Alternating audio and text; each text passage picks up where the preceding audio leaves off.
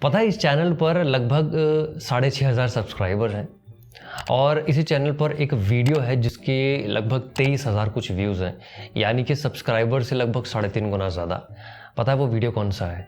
वो वीडियो है रकीब।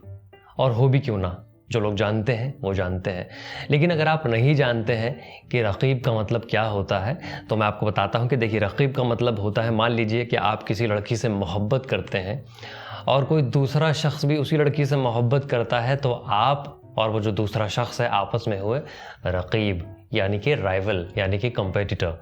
ये ज़्यादातर मोहब्बत के सूरत में होता है, मोहब्बत के मामले में होता है, स्पेशली इन लव। अब सवाल ये है कि क्या ये लड़कियों के केस में भी होता है? मान लीजिए कि कोई एक लड़की आपसे मोहब्बत करती है और कोई दूसरी लड़की भी आपसे, मान लीजिए, मुझे पता है ये थोड़ा सा मुश्किल है ऐसा मानना, गजब बेइज्जती है, लेकिन हाइपोथेटिकली मान लेते हैं हम कि दो लड़कियां आपसे मोहब्बत करती हैं, तो वो दोनों लड़कियां आपस में हुई रकीबा।